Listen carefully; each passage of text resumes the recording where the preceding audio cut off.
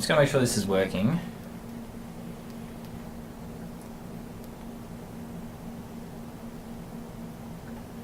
Okay, is it picking up my audio? Just going to make sure this is working. Okay, I've checked on my phone. We are good to go. Okay, so so today is the second half of the MATH2701 revision seminar. So today we're going to be looking at the second half of the course, analysis. So we just had our seminar on algebra yesterday. Big thank you to Juan and Martin doing a fantastic job there. Yeah, I mean, it's a very exciting seminar. This is the first time MathSoc has done 2701. So yeah, I suppose that's enough of me monologuing. We should probably get into the content. So we've got quite a bit to cover today. So we've got asymptotics, inequalities, norms, convex bodies, all the the whole shebang, everything from analysis. So we're going to try and blitz through this, in a timely fashion, and hopefully, hopefully we can come to a good understanding of everything in this second half of the course. So without further ado, we're going to start looking at asymptotics. So asymptotics, this is the first section in analysis, and we sort of open this up by introducing the notion of big O. So we've got a definition. So let f and g be functions defined on some interval a to infinity.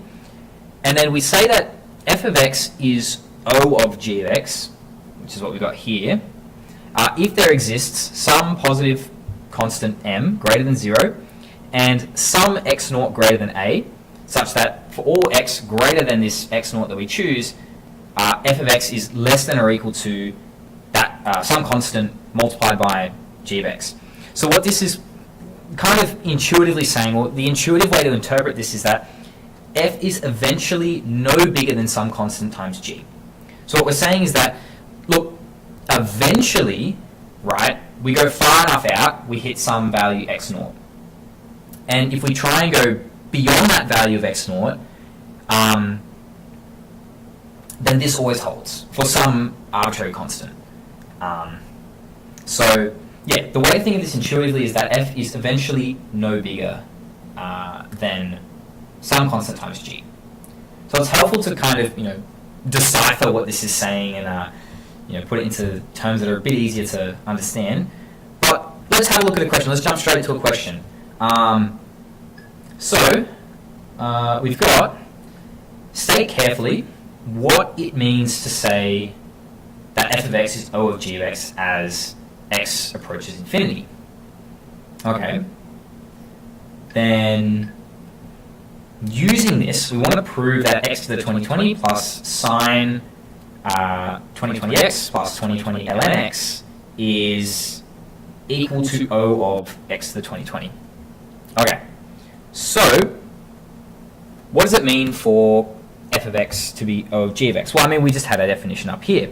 We said that f and g are functions defined on this interval a to infinity, and we need to be able to pick some constant m greater than 0 and some x naught, such that whenever we're beyond x naught, this inequality holds.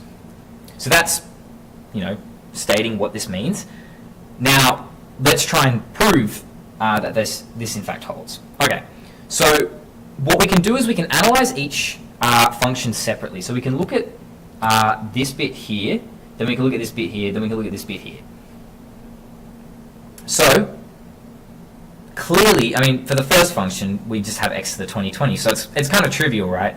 Clearly, for all m, like we choose some constant m1, greater than or equal to 1, and for all real x, this holds, right? I mean, it's just the function is less than or equal to itself, which is kind of trivial.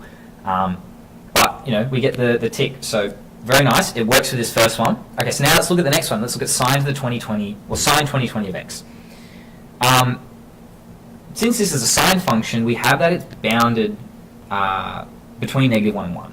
or that it's the absolute value of it is less than or equal to 1. So, if we have x to the 2020, if we choose any x that's greater than or equal to 1, x to the 2020, or the absolute value of x to the 2020, is going to be greater than or equal to 1. In other words, it's going to be greater than or equal to the absolute value of sine 2020 of x. So, what this means is that we can find some constant m2 and some x greater than x naught for which this inequality holds. So we get the tick here. So it holds for the second function. Okay, so now things get a little bit trickier when we look at 2020 ln x. So we want to try and work out which one's bigger, what's going on with these functions, how fast are they increasing, what's going on. So we can examine their derivatives. So let's just say for x greater than 1, we have this inequality here. And that's because, I'll make this a bit smaller. d on dx of 20 ln x, this is 20 on x, and we have d on dx of x to the 2020 is just 2020 x to the 2019. So clearly, the derivative of x to the 2020 is going to be larger.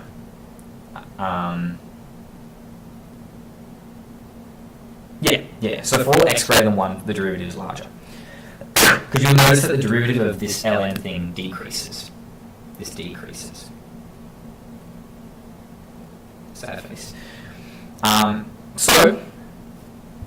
Okay, what's happening at x equals 1? Well, at x equals 1, we have x to the 2020 is greater than 2020 ln x. So since that's greater and it's increasing at a faster rate, it has to be true that this is x to the 2020 is greater than 2020 ln x. At least for x greater than 1. We just happen to choose this because it's convenient for us.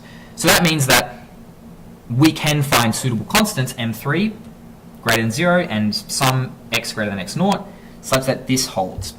Okay, so we get the tick for this third one. Okay, so it holds for all three of them. Okay, so let's just say m1 plus m2 plus m3 is some arbitrary constant m. Right, so that's what we've got. That's what we've got written here. Then the absolute value of this entire thing here is less than or equal to the absolute value of this plus the absolute value of this plus the absolute value of this. And that is just, that's our good old, I'll make this a bit smaller. That's just the triangle inequality, right?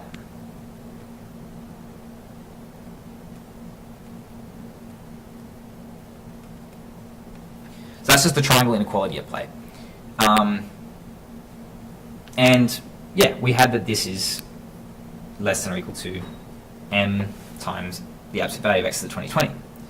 So, combining this here and this here, we then have that this function is O of x to the 2020. So, yeah. So it's just a bit of logic that we have to kind of throw in there and consider how these functions change. But yeah, that's putting that into practice. Now we have another thing called little o. So little o is a bit more strict than big O. And the definition says that we shall say that f of x is little o of gx as x approaches infinity if, for all epsilon greater than 0, there exists some x naught dependent on epsilon, such that if x is greater than x naught, then f of x is strictly less than epsilon of g of x. Epsilon times the absolute value of g of x, sorry. If that's the case, we say that f of x is little o of gx. So, intuitively, we can think of this as f grows strictly slower than g of x. So if f grows strictly slower than g, it's also, to show that it's that f of x is O of g of x, it's the same as showing this. So this here implies that f of x is O of g of x, which intuitively makes sense, because if g is growing faster than f, then the denominator is going to get much bigger than f, it's going to approach 0. Okay. Now we have another big notation, big theta, big capital theta. So the definition is, we shall say that f of x is capital theta g of x as x approaches infinity if f of x is O of g of x and g of x is O of f of x. So they're kind of O of each other as x approaches infinity. That is to say that we can find some non-zero constants, m1, m2, and some x naught, such that for all x greater than x naught, we have this. It's kind of like it's our big O inequality, but we can sandwich f between two constants of constants times the absolute value of g of x. So yeah, big theta just means we can kind of sandwich it in there, and that they're O of each other. So we can think of this as, if you can sandwich f between some constants of g of x, then that means that f of x and g of x have to grow at the same rate. Right? One can't just blow up to infinity and increase way faster than the other, because then you're not going to have this inequality holding. So, in other words, showing that f of x is big theta of g of x, it's the same as showing that the limit is it's not 0 and it's not infinity. So this implies that f of x is theta of g of x. Because we can think that if it approaches 0, then g of x increases much faster than f of x. If it's infinity, or the limit doesn't exist, then f of x has to grow much faster than g of x, which is not what big theta is all about. So we have another thing called asymptotic equivalence. So, and we denote it with this little tilde, this tilde here. We say that f of x is asymptotically equivalent to g of x as, so it should be as, yeah, so it's asymptotically equivalent if f of x divided by g of x approaches 1 as x approaches infinity. So you can sort of think of that as f of x and g of x are coming together to when it tends to infinity. So they asymptotically approach each other. So asymptotic equivalence. Okay, so here's a nice little cheat sheet. Here's a nice little concise summary of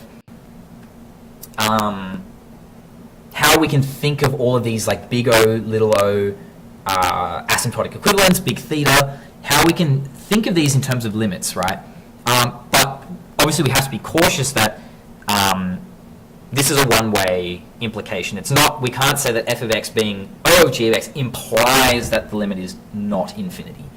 That's not necessarily true.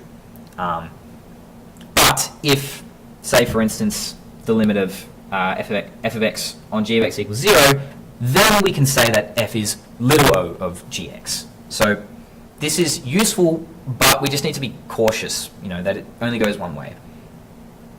Okay, here's a question. Let's do it. So suppose that f of x is p of x on q of x, and it's a rational function, and let's let n be the degree of p minus the degree of q. So now we want to prove that f of x is big theta of xn. So recall that big theta just means that we can sort of sandwich it like this. So this is what we're looking for. Okay, so we begin by letting the degree of p equal m and the degree of q equaling k. These are just arbitrary integers, but it'll just kind of help us, formalize everything.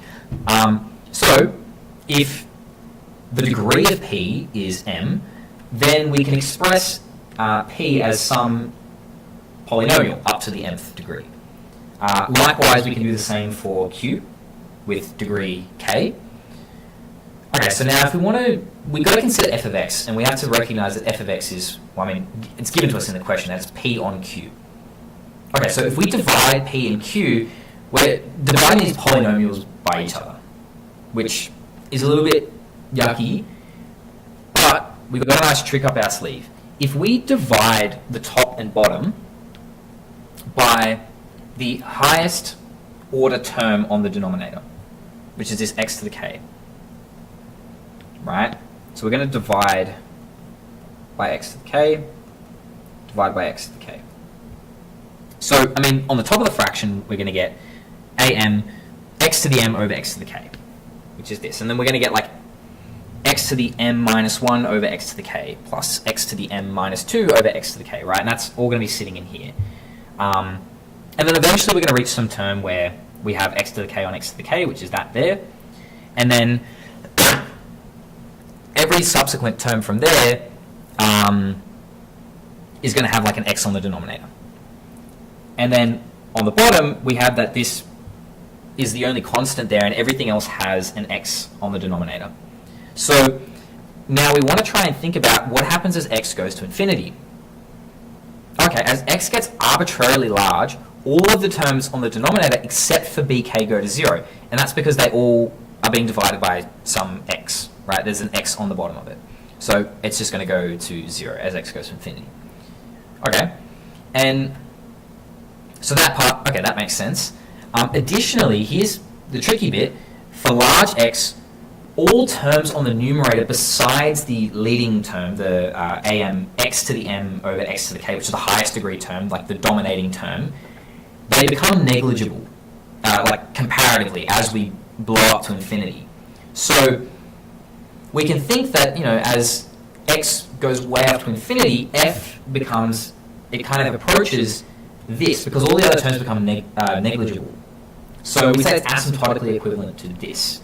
And that n just comes from the fact that n is m minus k. Now, since these lower degree terms are vanishing asymptotically for some, you know, x greater than x naught, so this x naught is going to be very large, it means that we're able to find these constants, c1 and c2, such that we can sandwich it in between. And that arises because of the because these lower degree terms are vanishing asymptotically, so we can we can sandwich it between that. And this here is just our expression for big theta of x to the n. So we conclude that f of x is big theta of x to the n. Okay, moving on, inequalities. Okay, so this is where it starts to get a little bit more interesting here. So we're going to start off, here's some simple inequalities, just some nice ones that we kind of take for granted. A lot of these are quite intuitive, in particular the triangle inequality. This is a really important one. If there's, I don't know, there's one inequality to take away from this, it's the triangle inequality. It's fantastic. So we have that. We also have the sum inequality. This intuitively makes sense. I mean, you take out the maximum term, it's got to be, because every other xk in here is going to be less than or equal to that. So it's going to be less than if you just repeatedly summed the maximum term. So that's where that inequality comes from. And then we have like an analogous thing for integrals. Okay, so here's some more notable inequalities, some more interesting ones. The AMGM inequality, this is for the two-term case. So a lot of you guys would have taken Extension 2 Maths, so you'd be very familiar with this, which basically says that the geometric, or the arithmetic mean, which is this, is less than the, it's greater than or equal to the geometric mean. And we're going to expand on this later. We're going to look at a generalized form of this. We also have the Cauchy-Schwarz inequality for sums, which is very nice. Cauchy-Schwarz, again, another really important one, comes up quite a lot, helps us out. So yeah, that's the Cauchy-Schwarz inequality. We're probably quite familiar with this at this stage. Now, we were just talking about the generalized AMGM. So this is what it looks like. Suppose that x1, x2, yada, yada, yada, are positive, then the nth root of multiplying all of these together has got to be less than or equal to the arithmetic mean of all of these. So you sum them and you divide by n. And equality holds if and only if all xk are equal. Okay, let's prove the general AMGM inequality, because this is quite a fun one to prove. And it's a good exercise in Jensen's inequality. So recall that Jensen's inequality is, I'll just write that. Jensen's inequality is that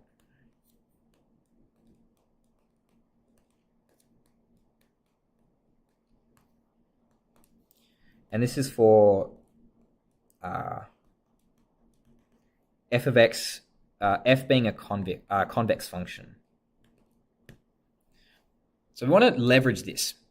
And we recognize that negative ln x is convex, right? This is a well-known convex function.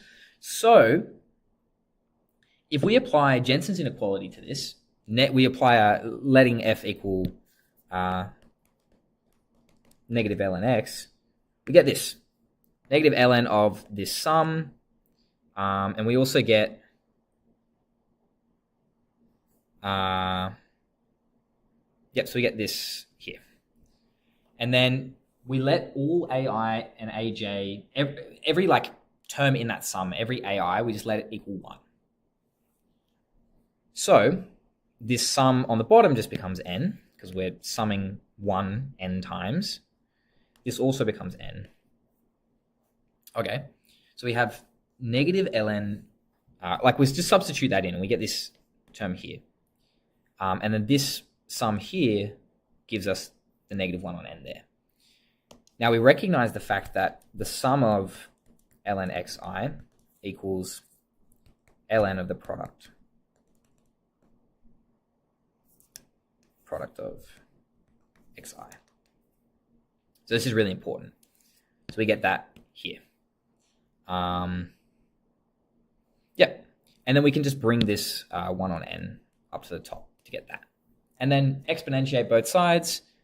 We flip the inequality around and we arrive at the general AMGM as required. So now we want to formally introduce Jensen's inequality. So we've got a bit of a taster there, but this is actually Jensen's inequality. So we introduced the notion of a convex function. So a convex function is just a function that satisfies this. And that's for any t between 0 and 1. So it's a bit similar to convex, the idea of like a convex body being convex or a set being convex, but we just apply it to a function.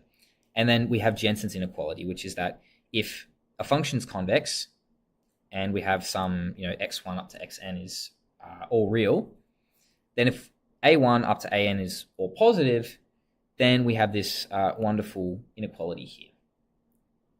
We also have Young's inequality, which is it's a direct result. It follows directly from Jensen's inequality, but I think for the sake of time, we won't go over that proof.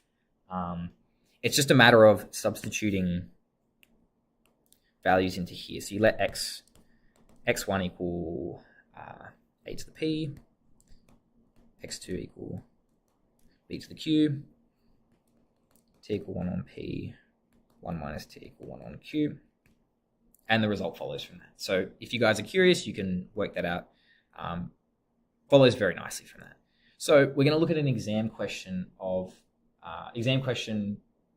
based around Jensen's inequality. So this is a great question. So state Jensen's inequality. Okay, well, I mean, we don't really need to do that. We've got it right here. We've been talking all about it. So then let g and phi be continuous functions defined on R. Suppose further that phi is convex. Very important, convex. That's dead giveaway, it's Jensen's. So we want to prove that this holds. And at first glance, it's kind of daunting because Jensen's inequality has these discrete sums in there, but we've got an integral in here. So we got to work out how to, turn this discrete sum up here into an integral, but shouldn't be a problem for us. So Jensen's inequality states that if f function from R to R is convex and all x values are real and all a values are positive, then we have this. Very nice. Now, since phi is a convex function, we let f equal phi because in the definition of Jensen's inequality, f is the convex function. So we're going to let f equal phi. And since g is defined on R, so g is from R to R. So that means that any g of xi is a real value. So let's just let xi be g of xi. So that's perfectly valid. We haven't violated anything just yet. Now, again, similarly to what we did in the AMGM one, we're going to let each ai equal 1. So that this sum, we're just summing 1 n times. So this is just 1 plus dot dot dot plus 1 n times. So it equals n.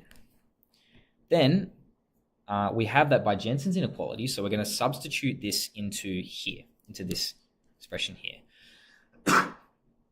We've got that this phi out the front, and that sum on the denominator here, that aj, becomes the 1 on n at the front here. Similarly, the aj here, aj sum here, becomes this 1 on n. And we're left with a phi of g of x inside here. Now, this is when we run into that kind of roadblock where we've got to work out how do we turn this into a continuous thing? How do we turn this into an integral?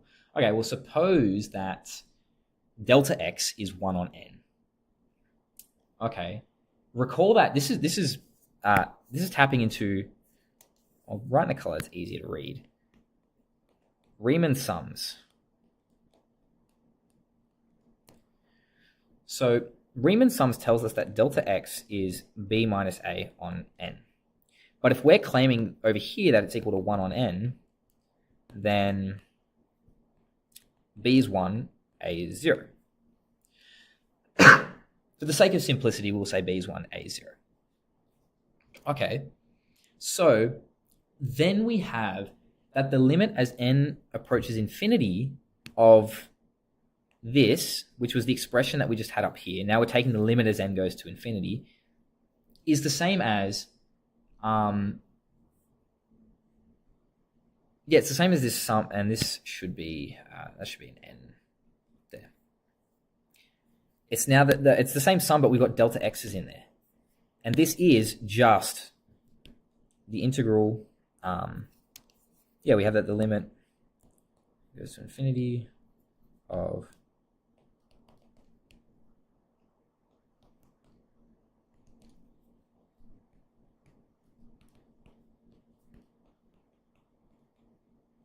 got that. Very nice. So these sums become continuous and they become integrals between 0 and 1 because that's what our b and a were. So then we have the result. Yeah, so it's a bit of a tricky one, pulling out the Riemann sums, but it's, fantastic result. Okay, so Holder's inequality. Suppose that p and q are between 1 and infinity, and we have this relationship here. This is really important. That 1 over p plus 1 over q equals 1. Then for any numbers x1 through xn, y1 through yn, doesn't matter what they are, we have this. So notice this, it looks a bit similar to the Cauchy-Schwarz inequality, but we've got like p's and q's in there now. Yeah, a bit of a similar expression, but now we've got p's and q's, which is actually the p norm, which we'll look at in a sec. So yeah, this is an important inequality, but we just have to ensure that 1 over p plus 1 over q equals 1. And then we can also apply this to integrals. It holds for integrals as well, which is great. So you would have seen that in assignment 1. That's question 2 of assignment 1. So Holder's inequality. Let's see a question on this. So this is actually a really nice question. It's quite easy. It's a lot of writing, but suppose that x is some collection of xi's between 1 and n, same with y, same with z. And we want this to be 3 elements of Rn, with each term being greater than 0 for all I. So then consider PQR and assume that this holds. Okay, so this is the Holder's inequality thing that we've been seeing. Then recall that according to Holder's inequality, so we're given this, we have this. Okay, and this is just like we're extending it to 3 sums. But it's still valid because 1 over p plus 1 over q plus 1 over r equals 1. Now we just want to prove that this holds. It looks, it looks quite daunting. There's a lot on the page, but it's really simple. It's as simple as saying, without loss of generality, let xk equal xk to the third, yk equal yk to the third, and zk equal, and z equals zk to the third. That should be z equals that. So this here is our p. This is our q. This is our r. And when we sum them, we get a third plus a third plus a third, which is 1. Sweet.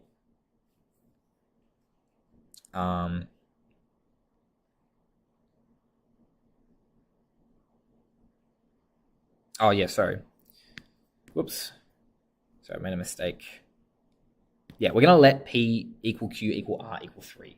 So that way when we do 1 over P plus 1 over Q plus 1 over R, we get a third plus a third plus a third. So then by Holder's inequality, this is X to the third, Y to the third, Z to the third. So it's all to the third. And then this goes in here, this goes in here, this goes in here. P is where we get the 3 from. So that just cancels, right? And we're left with XK. Similarly, this cancels, we're left with YK. Similarly, this cancels, we're left with ZK. All to the power of 3. And we've got the result. So it's as simple as that. Pushing forward, norms and convex bodies. Okay, so we're going to get into some pretty interesting stuff. So we're going to first define what a norm is. So let V be a vector space. A norm on V is a function that takes X to some norm of X, some value from V to R. So it takes a vector and it spits out a real number. And it has to satisfy these three norm axioms. It's positive definite. If you multiply X by some scalar, you throw it out the front and you take the absolute value of it. And it also has to satisfy the triangle inequality. Okay, so not much to be said there really. But we have P-norms. P-norms are really cool. And we define it P between 1 and infinity. Technically, you can have P equals infinity, but you get the infinity norm. But it's a bit weird saying P equals infinity because whatever. So this should be Rn. So we define the P norm as this. And you'll notice that if we let P equal 2, we get a very familiar norm, which is just the Euclidean norm. So this is a generalization, right? And we have, this is pretty much just the triangle inequality again, but we call it the Minkowski inequality. So so pretty much triangle inequality holds for P norms. That's the general takeaway from that. Okay, so what is a convex body? Okay, so we need to first define what it means for a set to be convex. So a non-empty subset K of a vector space is convex if you picked any 2 points in the set K and you have some scalar that goes from 0 to 1, the line joining these 2 points is always contained in K. You never leave K. If that's true, it's convex. It's as simple as showing that. So if V is a normed vector space, or V and some norm is a normed vector space, then this set here, given by the unit ball of the norm, this is a convex. This set is convex. And we'll actually see that this is, in fact, not just a convex set, but a convex body as well. And we have this interesting idea that convex bodies give norms and that norms give convex bodies. And it's actually a one-to-one correspondence. So we'll look at that more when we get into like duality and all that fun stuff. So what is a convex body? How does this differ from a convex set? So a convex body, we begin by saying, suppose that K is a non-empty subset of Rn. Then here are the 3 criteria. K is said to be centrally symmetric with respect to the origin. So that means that if X is in K, then negative X is in K. So that means that it's centrally symmetric. Then K has to be closed. Or we say that K is closed if its complement is open. Okay. So if you've done MATH2701 or you've done complex analysis, you would have been introduced to the notion of a closed set, open sets, that kind of stuff.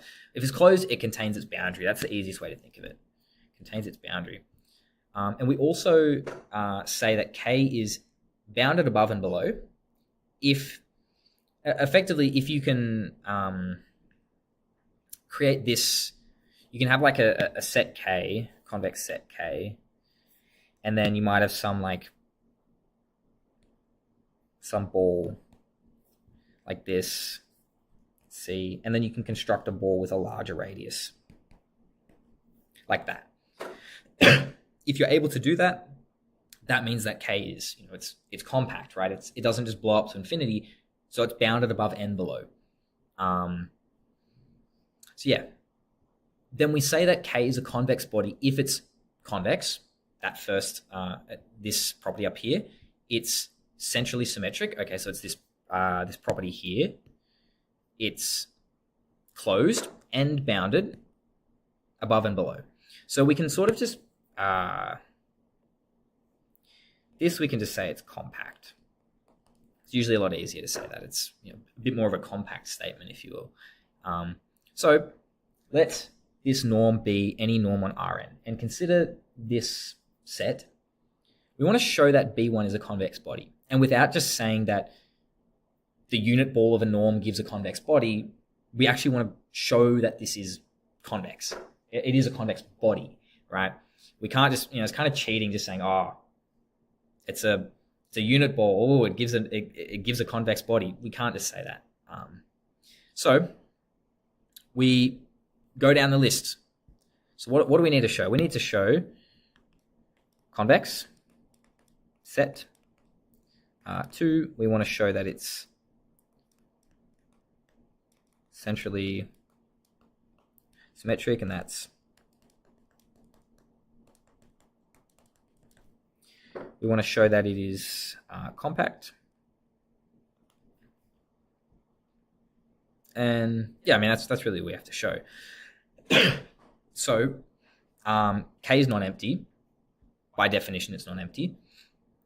So without loss of generality, just suppose that if we have X and Y in this set, that the norm of Y is less than or equal to the norm of X. So this is just without loss of generality.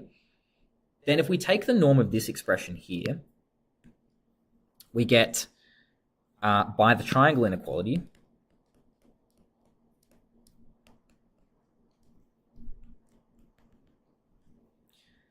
we get that. And then since we have that this is greater than 0, greater than or equal to 0, and 1 minus lambda is greater than or equal to 0. So that means that we can just chuck them out the front without having to put absolute values around them. And then we just combine the terms together. So lambda plus 1 minus lambda just gives us 1. So we're left with this, which by definition is less than or equal to 1. So we have that this entire thing is less than or equal to 1, which implies that B is a convex set, because this is contained. Okay, so now we consider negative x. So since negative x, we can just bring the negative 1 out the front of the norm, like that. The absolute value of negative 1 is just 1, so we're left with this. So we have that this norm is less than or equal to 1, and so this has to be an element of B1. So it's centrally symmetric. Sweet. Furthermore, the boundary, which is denoted by this little partial derivative symbol, the boundary is defined as this set, which is, it's a subset of K, because K includes this equals. We have that in there. So contains the boundary. Sweet. Now we just need to show that we can construct these Euclidean balls, and we'll have that it's bounded above and below. So if we choose some epsilon between 0 and 1, so epsilon 1, and then we choose some epsilon 2, which is between 1 and infinity, like literally anything greater than 1, then, and we define this epsilon ball as, define the epsilon ball as that. Then we have that, we'll have that this is a subset of K, and that K is a subset of this. So it's bounded above and below. Thus, K is a convex body. So it's really just a matter of going down definitions. Okay, let's try something tricky. Prove that all norms on Rn are equivalent. So what it means for a norm to be equivalent is that given these two norms, say like this norm and this norm dash defined on Rn, then there exists positive constants C1 and C2 such that, again, we can like sandwich it between the two norms. Okay, so now this is where we really make use of the fact that norms give convex bodies. So this is really going to help us. So let K and K dash be the convex bodies associated with these two norms, respectively. So we have this. It's the unit, that ball, and this is the unit, that ball, which is, by definition, are convex bodies. So since K and K dash are compact, essentially symmetric, there has to be some constant such that we can scale. So we can. Whoops, that's a typo. So we can scale. K up by some constant, such that K dash is entirely contained within it. And that is to say that the norm of X dash is less than or equal to C1 times the norm of X. And then we do the same thing. I must have been thinking of Euclidean balls instead. So we can do the same thing, right, with B dash. We can scale up B dash so that B is a subset of it. So then that is to say that the norm of, why did I write B again? It's K. K dash. So that's to say that X, the norm of X, is less than or equal to C2 times the norm of X dash, which we can just move the C2 over, and we have that. So now we combine these two inequalities together, and we get the whole thing here. So just let's, lowercase c1 equals c2 inverse, and let lowercase c2 equals c1. Thus, we have this. So the norms are equivalent, as required. So here's a bit of here's some points that we're going to look over. So just some quick stuff. It's important to know this. It's just a bit of point set topology. So we say that S, some subset of Rn, is open if every element around X there exists some ball that's entirely contained inside S. We say that S is closed if its complement is open. We say that S is bounded if it lies entirely inside some large ball centered at the origin. So that was exactly that Euclidean ball thing that we were doing before. And we say that S is compact if it's closed and bounded. So this is a thing called the Heine-Borel theorem. I don't know if I'm pronouncing that correct, but it's a really nice, elegant theorem that just says that if a set is closed and bounded, it's compact. And we say that S is path connected if for any points in S there exists a continuous function entirely contained within S, such that it starts at X and it ends at Y. And that works for any points, any arbitrary points you can pick in there. So again, we have a definition of continuity. So just good to have a look at this. So we'll say that if F is a function from Rn to Rm, then it's continuous whenever the Euclidean norm of xn minus x approaches 0. If that's the case, then this must approach 0. And here's kind of like the important theorem, the important takeaway. Suppose that f is some function from Rn to Rm, and it's continuous. Continuous is very important. It's continuous. If k is a subset of Rn and it's compact, then f of k is compact. So this is often, it's often boiled down to like continuity preserves compactness. That's kind of the statement. And it's the same thing for path connectedness. So continuity preserves these qualities of a set. So let's look at an example of compactness. So let K be a subset of Rn and let it be a convex body. And it's given by the unit ball. So if A is an element of the linear maps from Rn to Rn, is AK compact? Okay, so, well, yes. Yes, it is. And the reason this is the case is because we can leverage the fact that on all finite dimension vector spaces, linear transformations are continuous. Linear transformations are always continuous. Not necessarily true if you look at infinite dimension vector spaces, but we're not going to do that to ourselves. We're not going to have to worry about that. That's beyond the scope of this course. So function's continuous. And if we're mapping K to AK, K is compact, so then the image AK must also be compact. And that's because continuity preserves compactness. So it's a nice little example.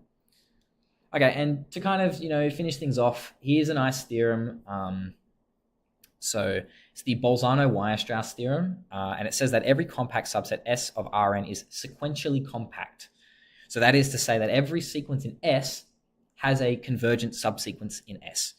So if you have a sequence in some compact space, say if you have like a sequence of like unit vectors contained in like, I don't know, like the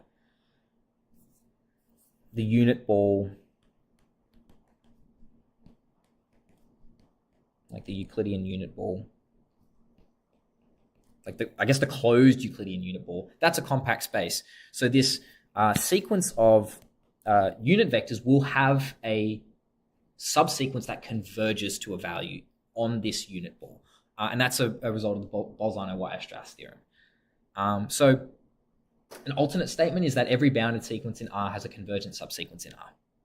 So it's quite nice. So we're going to move on though. We're going to look at duality. So we introduced the notion of dual norms. So we just looked at norms, and now we're going to look at dual norms. So suppose that we have some norm, some general norm on Rn. The dual norm is defined by, we put this little star here to denote its dual. It's the supremum of y in Rn of x dot y over the norm of y with respect to this norm here. And this is equivalent to saying it's the supremum of x dot y for the norm of y equals 1.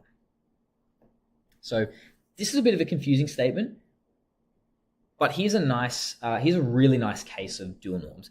So suppose that we have a P norm, and we claim that this Q norm is its dual. That is to say that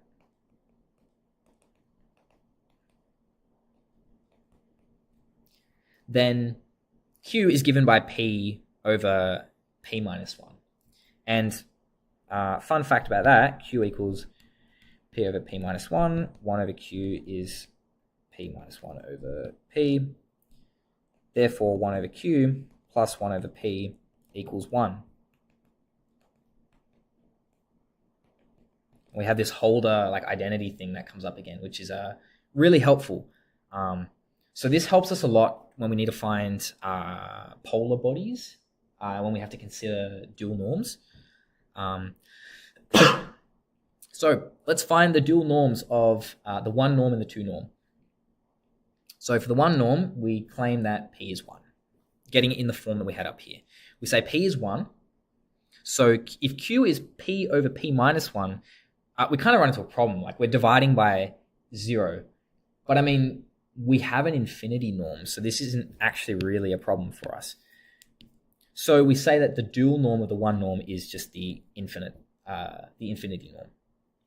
So these are duals of each other. Now for the two norm, P equals 2, then Q is 2 over 2 minus 1, which is 2. So we get this really cool fact that the Euclidean norm, or that the two norm, is like self-dual, like it's its own dual norm, if that makes sense. And when we get to polar bodies, you'll see that the unit, like the unit ball, with respect to the like Euclidean 2 metric, is its own polar. It's self-polar. So we'll see that when we get to there. So yeah, really cool. Let's look at polar bodies. Okay, so this is looking at like the duality with respect to convex bodies. So this is how duality kind of manifests in when we look at convex bodies. So let K be a convex body in Rn. Then the polar of K is the convex body associated to the dual norm. The dual norm to the K norm. So we have that, yeah. So K is with respect to some K norm. So then the polar is with respect to the dual of the K norm, if that makes sense. So we can construct a polar body as follows. So let K dot, I guess, be the polar body. Then, if we say that Y is in K, then we know that it's the convex body given by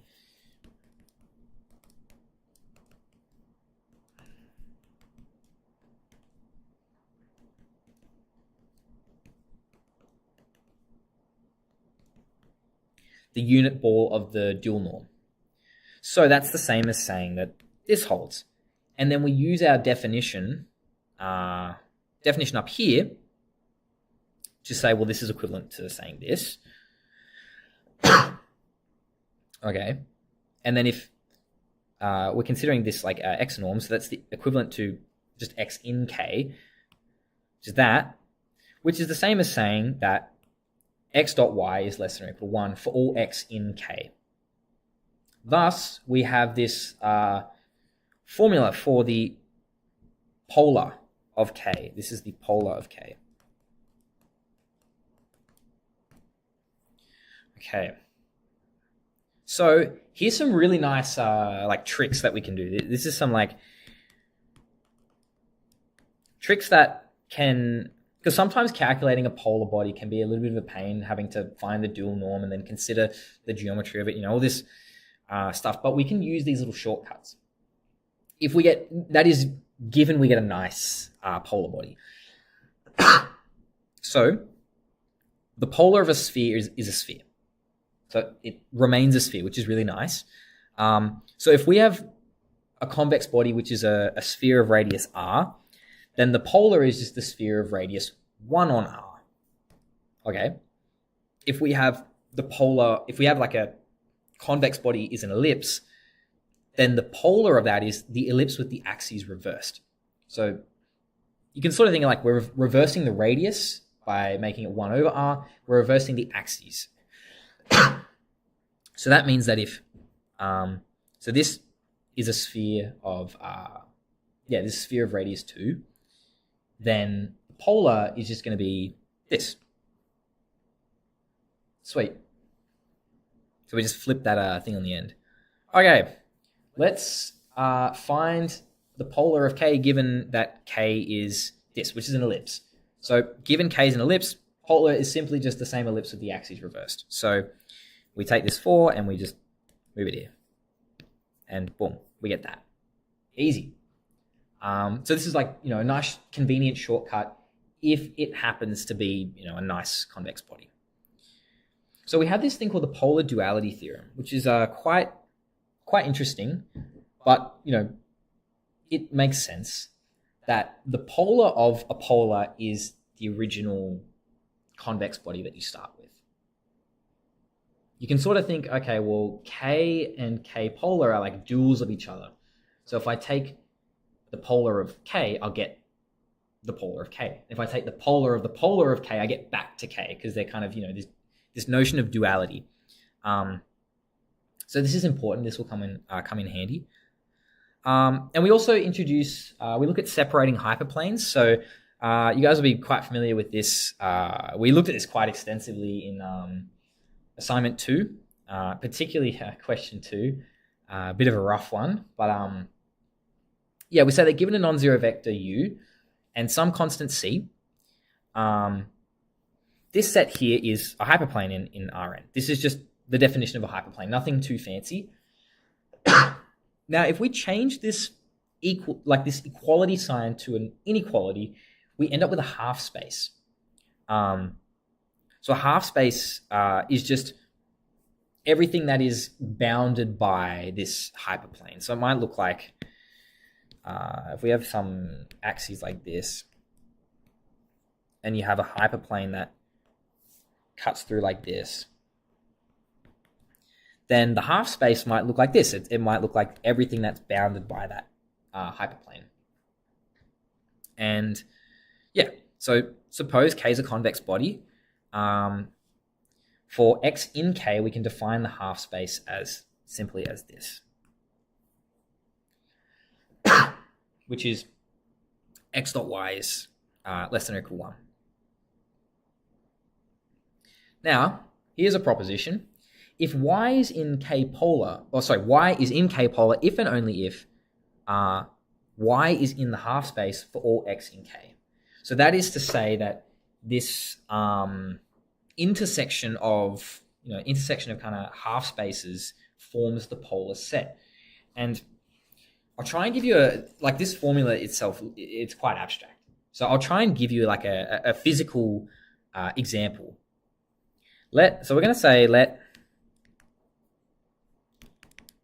K be xy in R squared such that the max of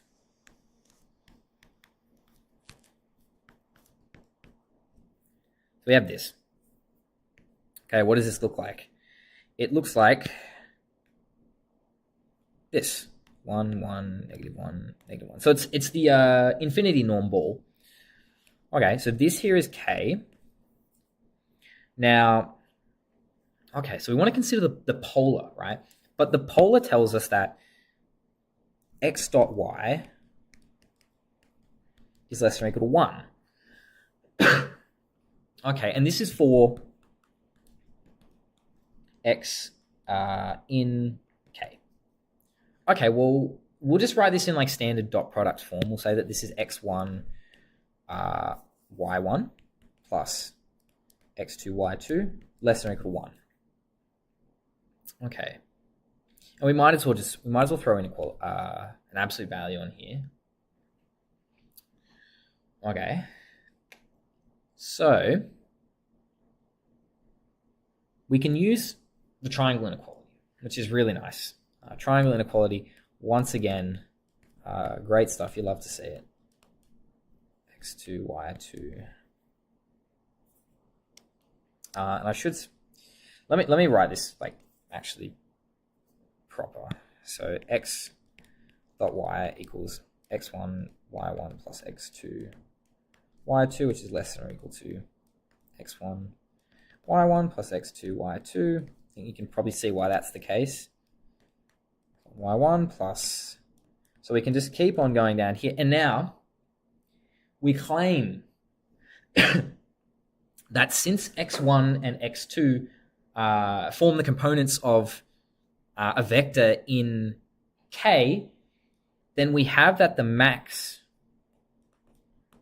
of x1 and x2 has to be less than or equal to 1. So that means that this inequality is less than or equal to, we can just say that x1 equals 1, and we can say that x2 equals 1. So it's got to be less than or equal to that, right? So this is y1 plus y2. And this is finally less than or equal to 1. So this here gives us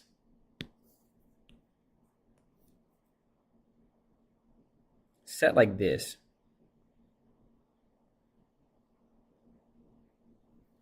Gives us that, right? And if we kind of like overlay this on top of this, we're getting like a series of hyperplanes, right? That are all kind of cutting through. And then this thing in the middle here is the intersection of all the regions that are bounded by this hyperplane. So in other words, I'll move this arrow like down here. This here is the intersection of x in K of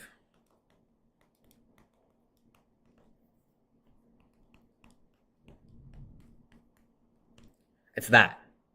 And when we take the intersection of all these half spaces, we end up with this here, which is precisely the polar of K, which is crazy, right? This is really cool. It's this, quite abstract formulation of it, but it has this quite a pretty geometric explanation there. It's really nice.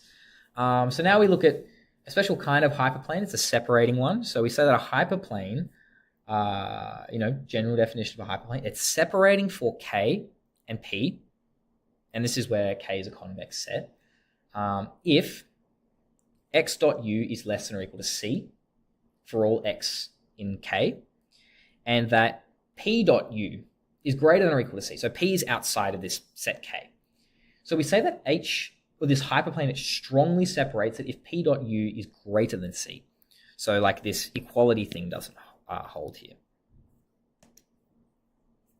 Okay, so now we get to the theorem. The theorem says that if K is a convex body and P is a point that's not in K, then there exists a hyperplane that strongly separates them. So yeah, you would have seen this in assignment 2.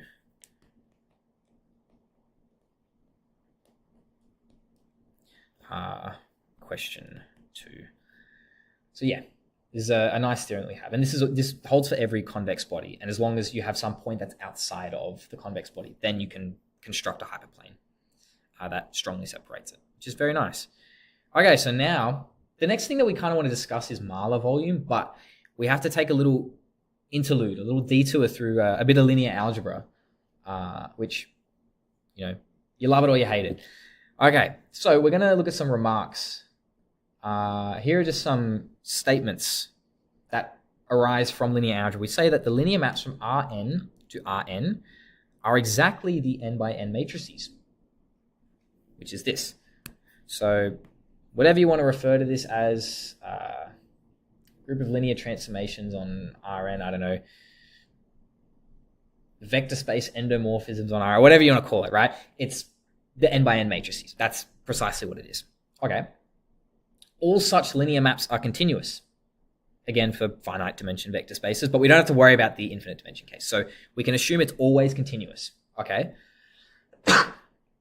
Now we had that a matrix that belongs to this group of linear maps is invertible if and only if the determinant is non-zero. And that's because you can calculate the inverse matrix by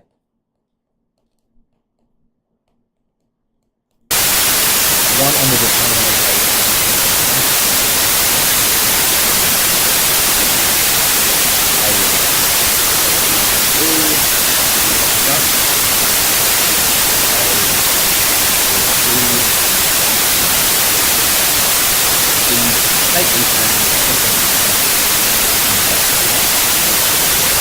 but obviously you can see that if the determinant is 0, you just apply the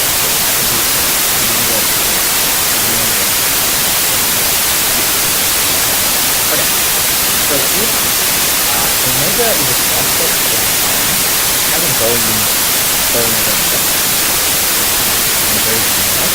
then A omega, which is a set of AX, has a volume only of A. And that's because this is very the determinant is a measure by which what your volume is. If you apply a linear transformation to an object, to it, the determinant estimates the volume to it. That's why when you do some areas of the determinant gives you that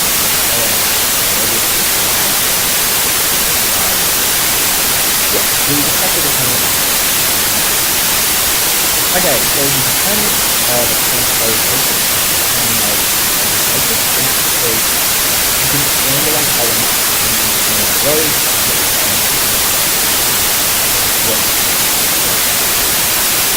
Yeah, I guess the determinant is there. And then just another remark on how we can re-express dot product multiplication, but we won't have to wait. The real important one for this is this. I guess, yeah, those two.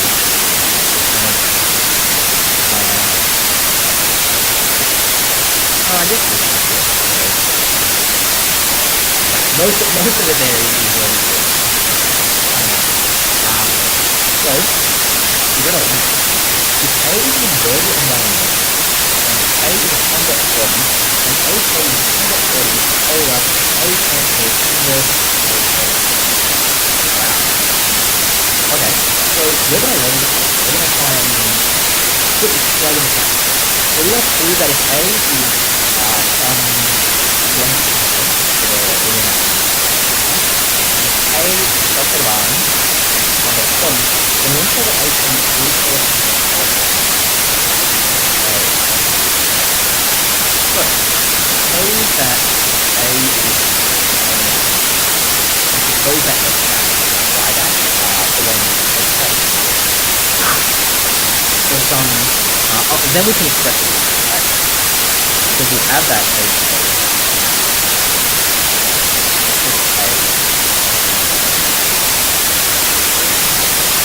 So that means that the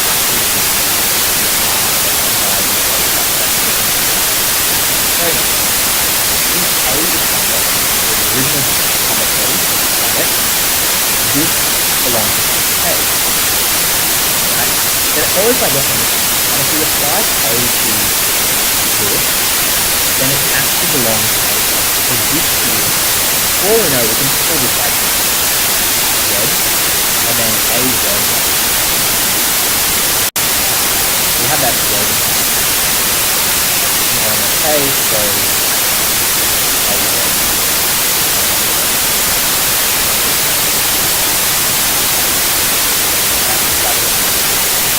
So we have that this person here is in. Okay, wonderful, because this is a linear function. So we can split the function, and then we substitute x back, and then we get x. So we have that for x back and y, that's AK. So AK is convex.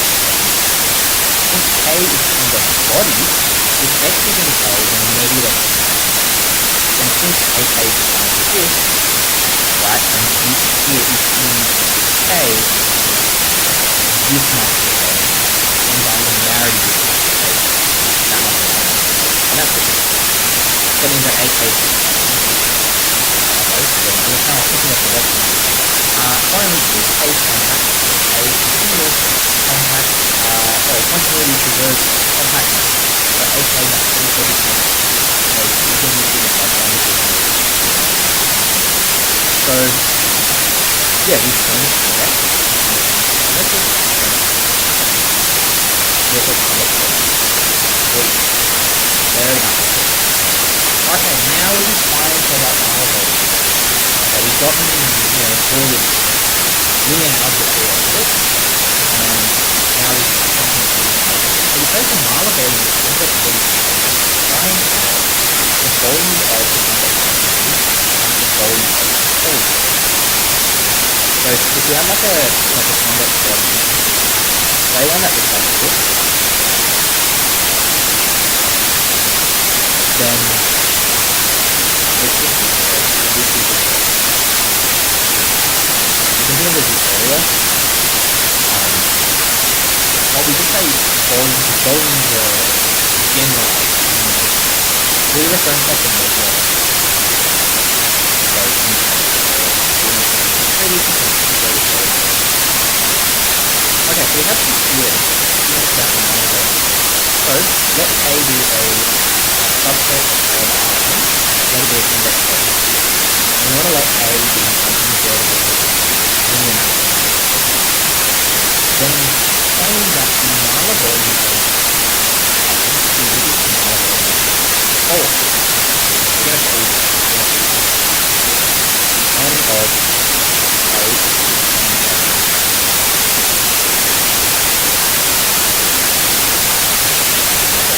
So we're going to apply the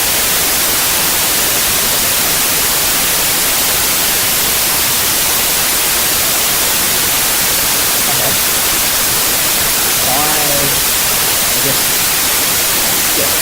By polar duality.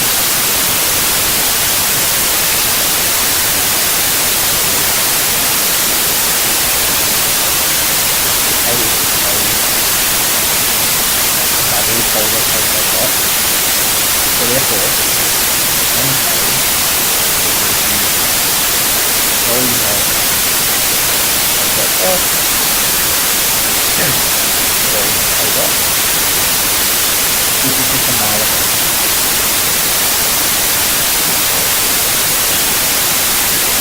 You could, I mean, you really could do things like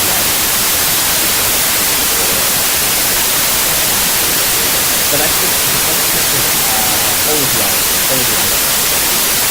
Very nice. And now let's do the next one. This one's a bit more involved. We have that the Mala volume of A star is equal to Mala volume. So in other words, the Mala volume is very nice. So we start with the left-hand side, and we say that this is the volume of AK, volume of AK polar. Okay, and recall, there's a few things we want to recall here. AK polar is A transpose inverse K polar, and we also have that the volume of AK is the absolute value, the determinant of A. Okay, now let's apply this. So we're going to jump down through that, and this is going to give us the determinant of A times the volume of K. And then this thing that we've got going on here is going to be the determinant of A transpose inverse volume of K polar. And we have that the determinant of A transpose equals the determinant of A. And that the determinant of A inverse equals 1 over the determinant of A. I'll say we have. So, this expression up here becomes the determinant of A, so that doesn't change. But this determinant of A transpose inverse, so the A transpose is just the same as A, so it's the determinant of A inverse. So it's going to be 1 over the determinant of A. And then this is just times the volume of the polar of K. So you'll notice the determinants cancel. How convenient.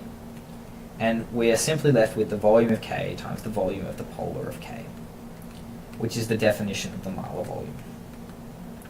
So we've shown that it's invariant under linear transformations. Very nice. Okay, so that's a good exercise. Okay, let's do a question with molar volume. It's enough of me waffling about this theorems and stuff. Let's do a question. So let K be this set. Right? Let it be the set defined by the max of this expression here, which hint hint is the 3 norm, and yeah, this expression here, which hint hint is the 1 norm. How convenient. Okay, prove that K is a convex body. Let's do that first. Let's not get too carried away with dual norms and polar stuff and all that. So we'll just prove one. So since all norms have an associated convex set, notice that the 3 norm that we have gives us something that's convex. Okay. Now we want to let K2 be the set, which is that second. It's this second thing that we've got going on here. Let it be defined by that. So, okay, we immediately know this is convex. Like, we don't have to prove convexity, if that's a word, for this set. We need to prove for the other one though. So let x and y be in K2, and we'll claim that z is given by this expression. And this is of course for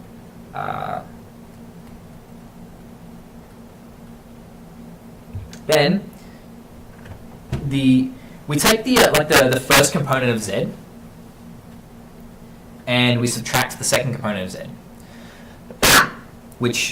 and then we take the absolute value of that, because we're trying to get this thing here. So that gives this expression here. Now, once again, triangle inequality. We apply that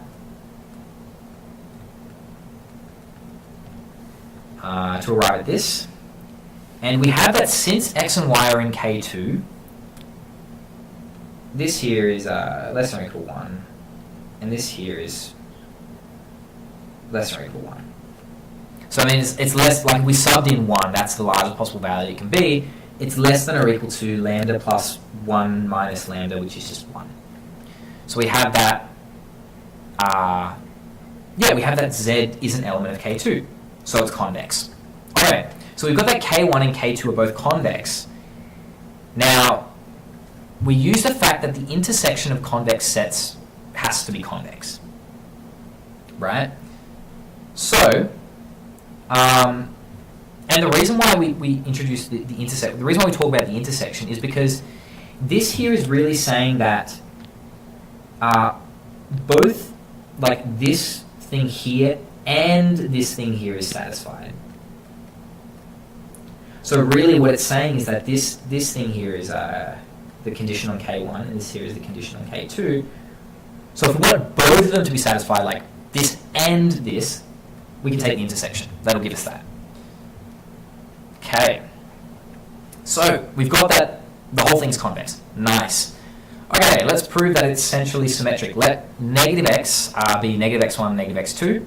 So we're going to plug it into this here, and we have that it just spits out the original norm. So that first condition spits out the original thing, so it's fine. But, sweet. It satisfies the condition on the set. Now we plug it into the other one. So that we can just factor the negative out. It's an absolute value. It becomes positive. We have that. So it satisfies both conditions on K. So if x is in K, so is negative x. So it's essentially symmetric. Very nice. Now, both K1 and K2 are closed, meaning it contains its boundary. I mean, we can see by the definition, it contains its boundary. Like we have this equals here and this equals here. Or the equality is included in that. So they're both closed, and we have that K1 is compact. So K1 is compact because it's given by the 3 norm.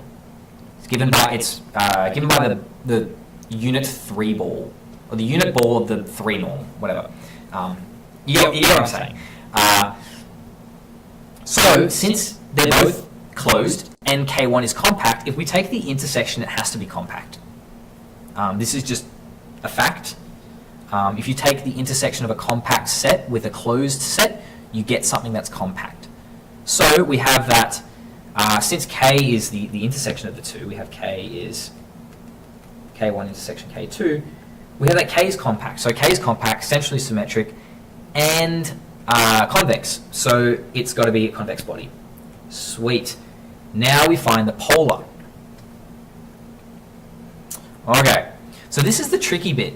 To find the polar of K, we want to consider how the two conditions on K change. So I'm going to write what K is again. So we have this.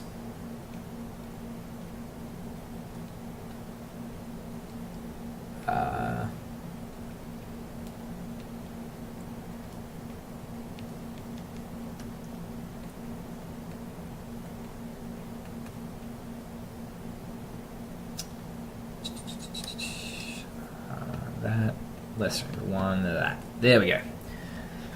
So we consider how this changes.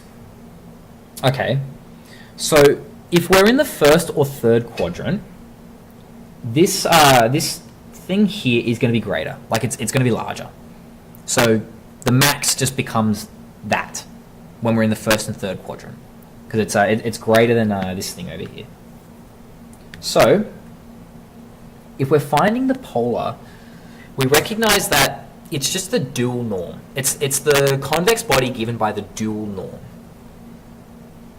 Okay, and we know that if we have this is P, then P star is going to be like Q, where Q is P over P minus 1.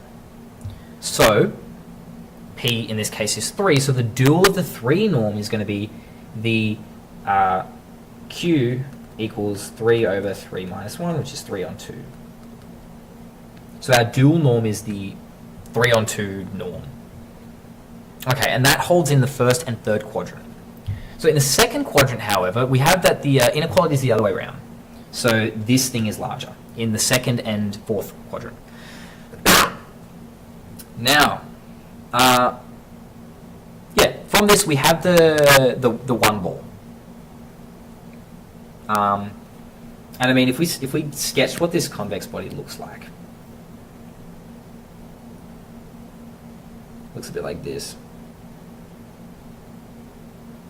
And you can see that this is the 3 ball, and this is the 1 ball. So we know that for the 1 ball, its dual norm is the infinite one, and that's, you just apply this like Holder's thing, and it gives you infinity. So yeah, in other words, our polar body is therefore x in R2, because it's a 2D vector, and we want the max of this, is less than or equal to 1. Okay, and these are the dual norms. This is the dual of that, and this is the dual of that. Sweet.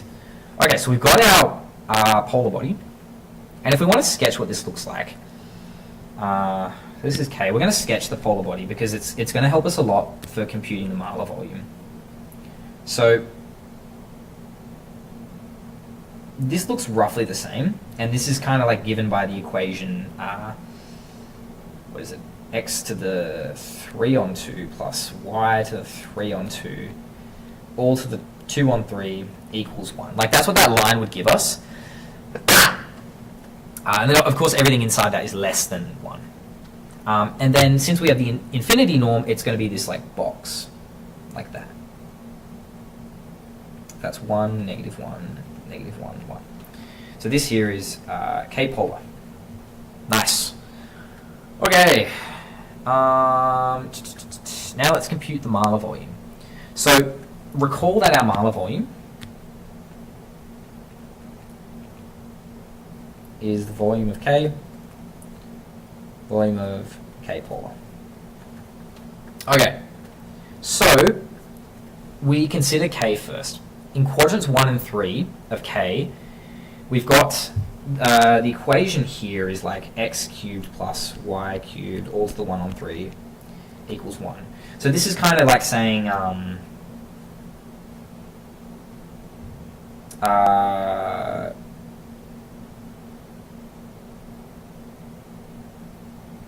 yeah, sorry. You can like cube both sides. So then y cubed equals 1 minus x cubed. So y equals the square root of 1, or the cube root, of 1 minus x cubed. So really the area here, I'm kind of running out of room. That area there corresponds to the integral from 0 to 1 of the cube root of 1 minus x cubed dx, which is I1. And this here is also I1. Which is exactly what we've got here. We've got this, right? So the areas in quadrant 2 and 4, they both equal half. I mean, you can sort of look at it as half of a square. Half of a square with side length 1. You could do half base times height. It's a triangle.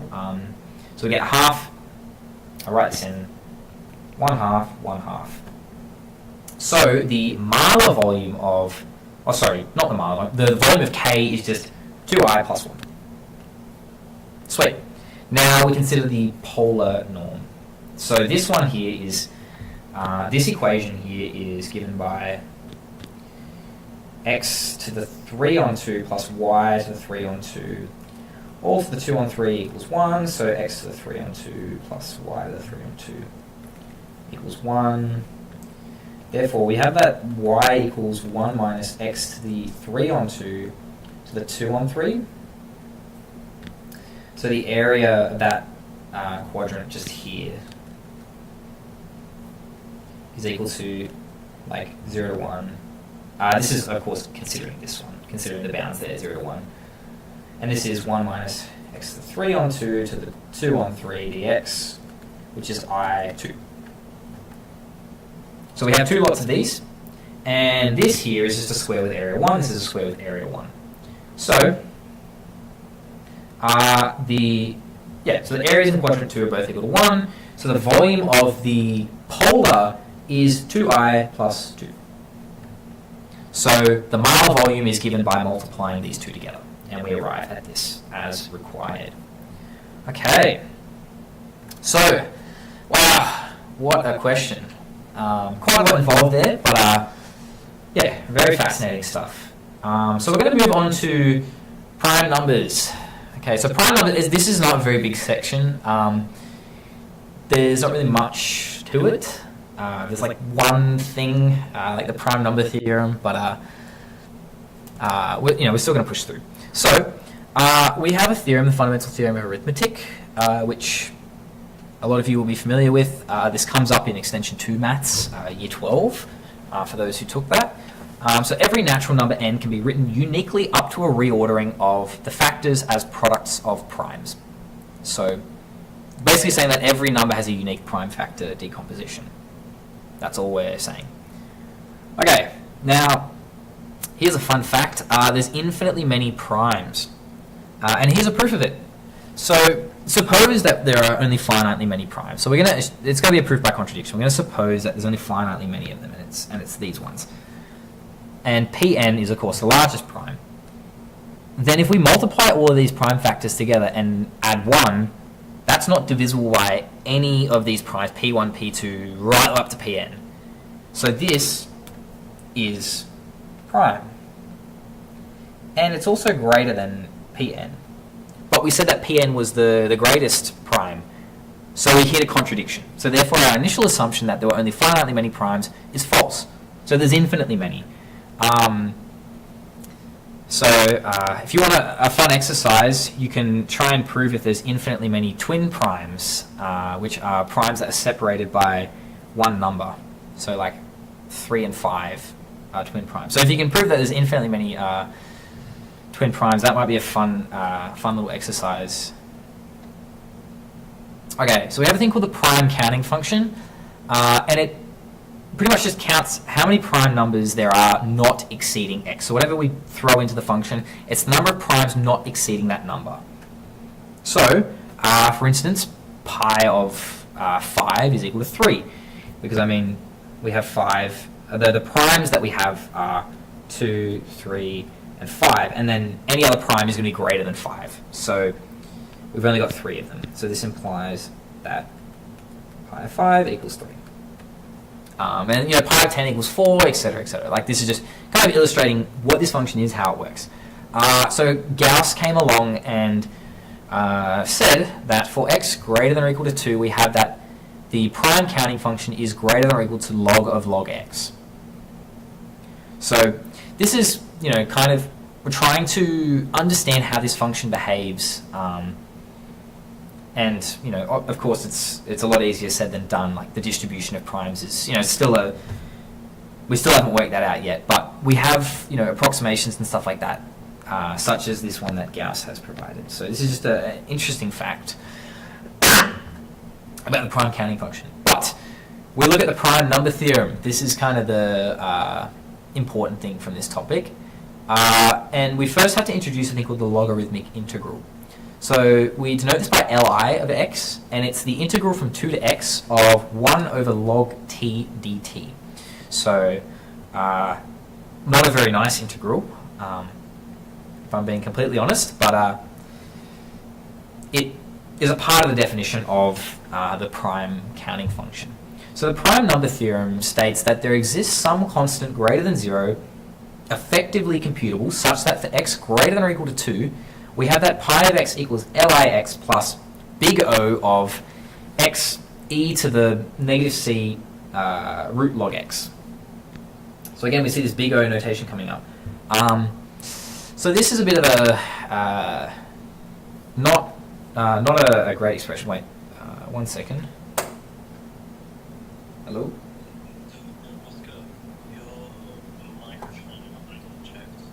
Yes. Okay. Is the microphone?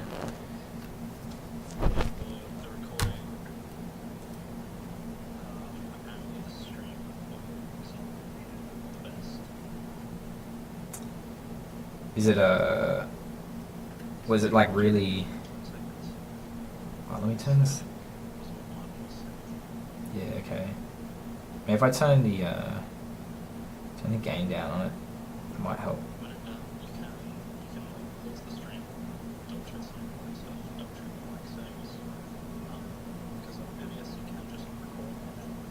Mm. Yeah, can you just check it at the moment? See if that's any better. Yes. Is that any better now? Yeah. Yeah. Yeah. Sweet. Okay, thank you very much. Okay. Apologies for that. We just had a brief, having some technical difficulties with the microphone, but we'll try and make do. So yeah, we have this statement, prime number theorem. It's a bit, bit iffy. We've got this weird term here, but an equivalent statement that's a lot nicer is that the prime counting function is asymptotically equivalent to the logarithmic integral. So we have this pi x is asymptotically equivalent to Lix.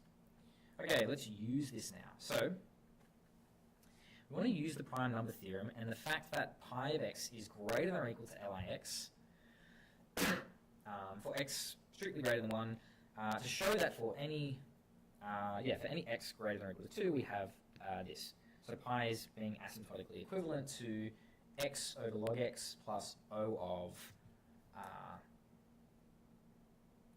x on log squared x. Okay, I've just got confirmation the microphone audio should be a bit better. I think the gain was just set a bit too high. Apologies for that. But yeah, okay, we should be good now. So yeah, we want to show that this is true. Okay, unfortunately, we have to hit this thing with integration by parts. So I'll show you. I'll do at least the first bit because it's quite repetitive. So Lix is 2x over 1. And then we'll just claim that u equals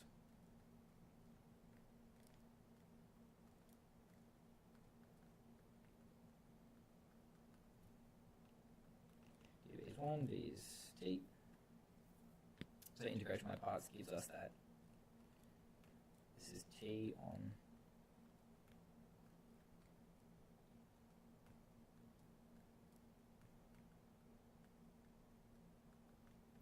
okay. So that's that first step, just kind of showing you how we got there. And then this is just another application. Apply integration by parts again. Now, here's where the trick sort of comes in. We say that for some natural number n and a sufficiently large t, we have this inequality, right? That log squared t divided by log to the n of t is less than or equal to half. And just by rearranging, and when I say rearrange, I mean we take this and we throw it on the bottom here, we get that 1 over log to the n of t is less than or equal to half of 1 over log squared t. So we can kind of like throw an integral on both sides.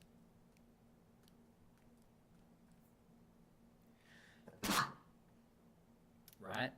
And then this integral here was what we got from integration by parts up here. It was this thing here.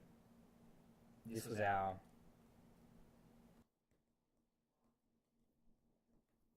that. Okay. So, and yeah, we can use this fact that we've got this inequality here, and it's effectively saying that as n's getting greater, this thing is just decreasing and decreasing and decreasing. So we're going to keep, like, if we keep successively applying integration by parts, we're just going to keep on getting, a string of terms that are all smaller than the previous. It gets smaller and smaller and smaller and smaller. So we can actually apply this this concept of big O, right? And we can say that this stuff's just going to get a lot smaller and kind of irrelevant. So really, we're sort of left with the function like we get this x on log squared x function in here. So we can pull out this big O relation from that. We can pull out that. Now, yeah, so we use the fact that we can plug this in, right? We can plug that in, and that's plugging it into this here. Right, we get this, this expression. And when we consider asymptotic equivalence, where constants like this, they become kind of arbitrary. They don't really contribute anything. So given that by the prime number theorem, we have this asymptotic equivalence, we can then say that we can effectively disregard this constant, and we have that pi is asymptotically equivalent to x on log x plus O of x on log squared x. So yeah, it's a pretty bit of a tricky one, but yeah, we end up with that. So as we can see, yeah, using this form of the prime number theorem was a bit nicer. Okay, so we move on to the real numbers. Okay, so it's starting to get a bit exciting. We're going to look at Cauchy sequences. So we say that a sequence is said to be Cauchy if for all epsilon greater than 0 there exists some capital N, which is a natural number, such that for all m and n greater than n, we have this.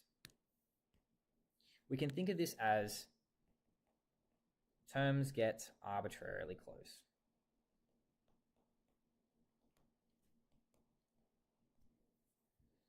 Okay, and we can actually define operations on Cauchy sequences, which is pretty cool. So if we add two Cauchy sequences together, like if x and y n are Cauchy sequences, and we add them together, we just get the Cauchy, or the sequence of xn plus yn. And then if we multiply two Cauchy sequences, we get, we just multiply the terms together, and that becomes a sequence in of itself. And now the question we want to ask is, are these sequences Cauchy? Is this Cauchy? What about this? Yes, it actually is. And yeah, you would have proven this in the assignment, but I do. Yeah, okay, so yeah, here's the statement. Yeah, so the sum and product of two Cauchy sequences is also Cauchy. So here's the proof of it. So you would have done this in the assignment, but I am a huge fan of this proof, so I just decided to throw it in there. So yeah, since it's for all epsilon greater than 0, the epsilon is arbitrary, so we can just say epsilon on 2, right? Same thing, right? And then we add them together, we apply the triangle inequality. We get that this is greater than epsilon on 2, as is this. Add them together, we get epsilon. Boom, Cauchy. It's a bit trickier when we do the product. We have to claim that we use the fact that every Cauchy sequence of real numbers is bounded. So we can say that there's some bound that bounds both of these. So since x and y are Cauchy, then again, since this epsilon thing is really, it's arbitrary, we can just say this. We can just let epsilon, or like this, I guess epsilon in quotations, be epsilon on 2m for both of them. And then it's a matter of, we do a bit of algebraic manipulation. We subtract this, add this, factorize, triangle inequality, whoops.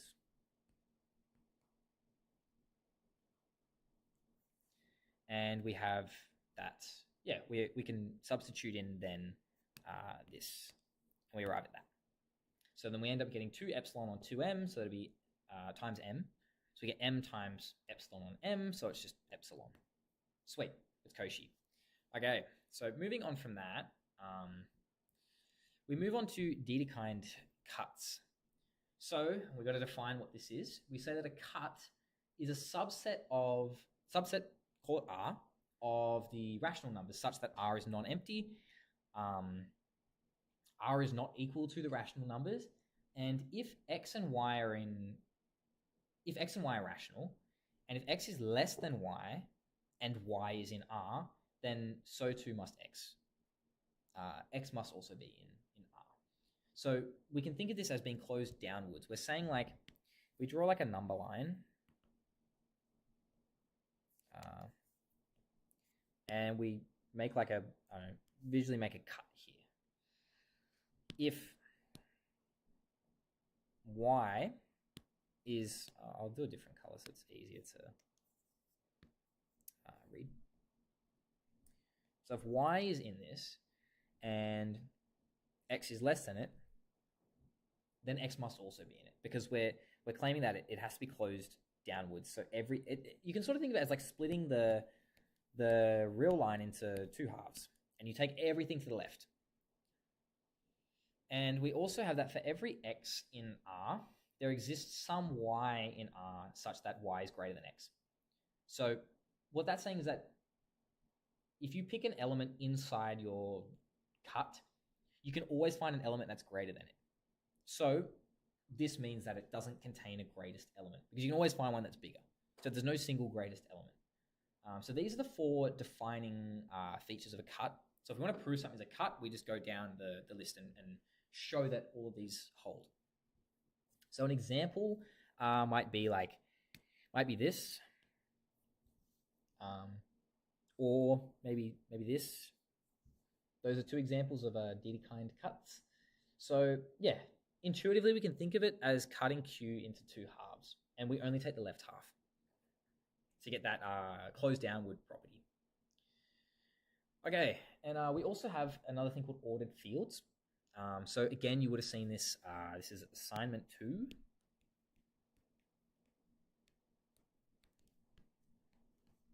Question 4. So if F is an ordered field, suppose that it's non-empty and that S is a subset. We say that L in F is an upper bound for S over here, if for every like x in S, you pick any x in S, it's always going to be less than L. So it's going to be an upper bound. Then we claim that L is the least upper bound for S if it's an upper bound and you can find some other upper bound, L dash, such that L is less than or equal to L dash. In the case of this least upper bound, we refer to it as the supremum of S, and it's typically written by sup S. So yeah. So any ordered field, an ordered field has the least upper bound property if every non-empty set which has an upper bound has a least upper bound. So that's what the least upper bound property is. Okay, let's try a question. So let S be a non-empty collection of Dedekind cuts, and we want to assume that S is bounded from above. So there's some like upper value that's bounded from, and it's everything to the left of that. So we need to prove two things. We need to prove not only that the union of these collection of Dedekind cuts is a cut in of itself, but we also need to prove that the union, it's an upper bound for S, and we want to show that it's the supremum. So we begin by showing it's a cut. So to show that it's a cut, it has to satisfy the four criteria we just looked at here. Okay, so since S is non-empty, we're already given that. So that's already a quarter of it done. It's non-empty. So there has to be at least one, say, S naught in S, where S naught is some Dedekind cut. So since S naught is a Dedekind cut, it's non-empty. So therefore, the union cannot be empty, because the union contains S naught, which is non-empty. So that's the first property. Okay, so we're told S is bounded from above. So there has to exist some rational number U such that if we take any like cut inside of our collection of cuts, and it's going to be a subset of this, so there's going to exist a rational number such that we have our cuts all subsets of this interval for all S.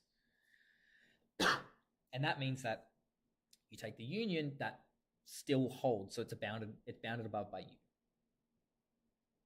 So this thing here still holds when you take the union of everything, so it's bounded above.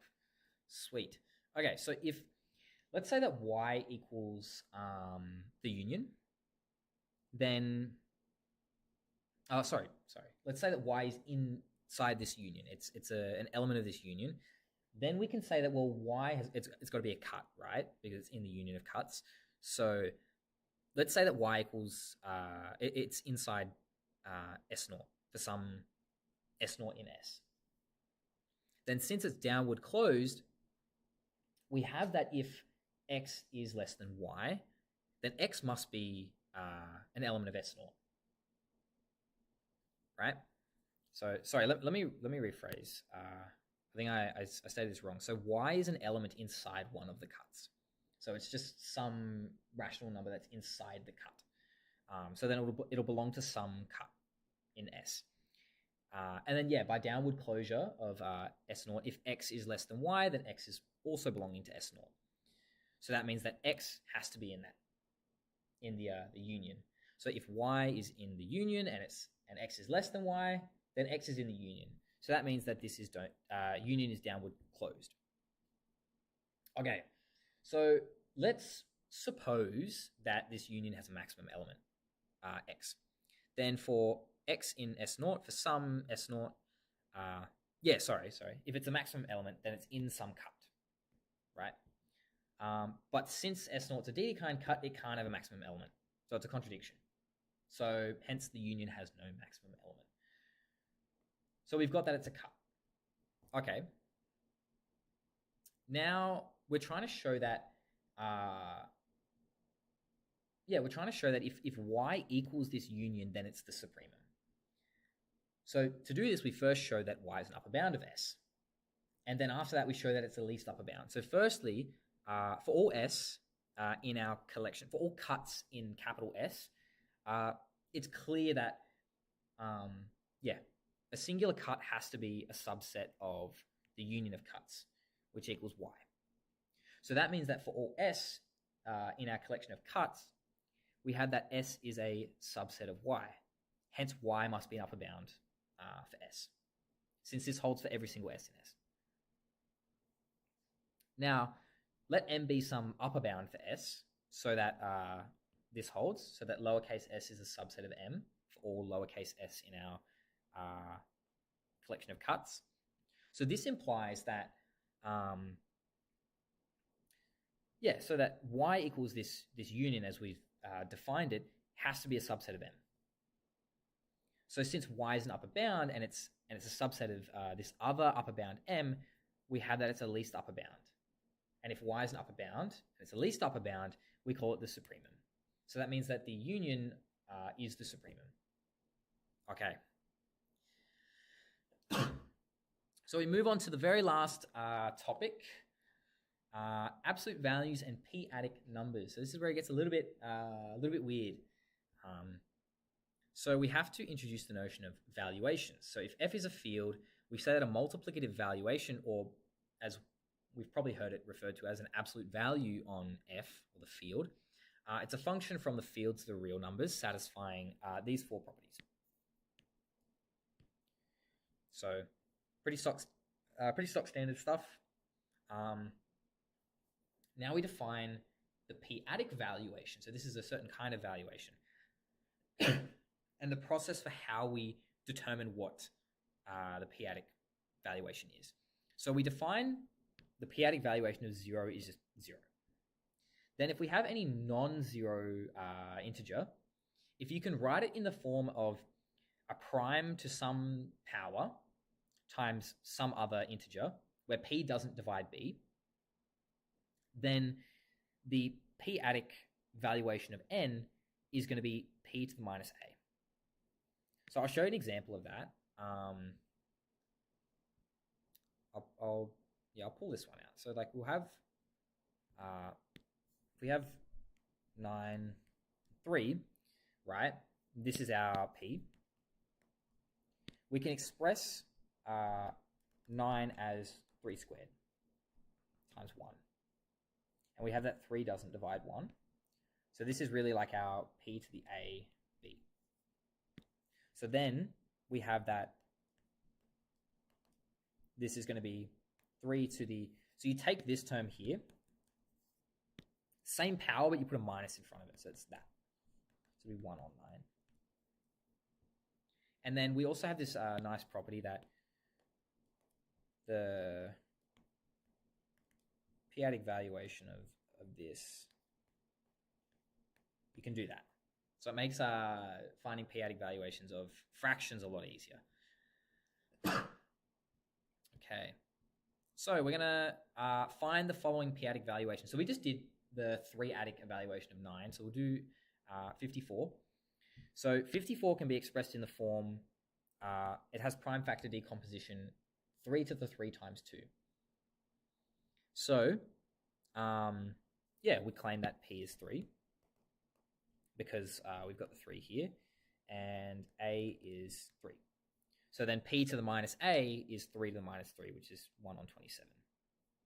Similarly, 7 factorial can be expressed as 7 times 6 factorial, and we have that 7 doesn't divide 6 factorial. So our prime, which is our p here, is 7, and it's to the power of 1. So that means that 7 factorial, the 7-adic evaluation of that is 7 to the minus 1, which is that. Okay. For any prime p, we have that the p-adic valuation is a valuation. Furthermore, it satisfies the ultrametric property, which is it's like a stronger triangle inequality, which is this, making it ultrametric. Find an example where this holds, where it's actually equal and it's not just like less than or equal to. And here's a neat little trick. We can say let p be some prime, and we're going to let x equal p squared and y equal p cubed. Then notice that x can be written as p squared. So this is, therefore, our p-adic evaluation of that is going to be p to the minus 2, which is this. Similarly, our p-adic valuation of p cubed is 1 on p cubed. So we have the max it's obviously the larger of the two, so it's going to be this one. So the max of the p-adic evaluations of x and y is 1 on p squared. So x plus y is p cubed plus p squared. So we can take a common factor of p squared out, and we notice that p doesn't divide p plus 1. So we have that the p-adic evaluation of x plus y is just, we just take the prime factor. Like we just kind of yoink that out. And it's to the power of 2, so this becomes a negative 2. And that was equal to the max we had here. So in this case, we have that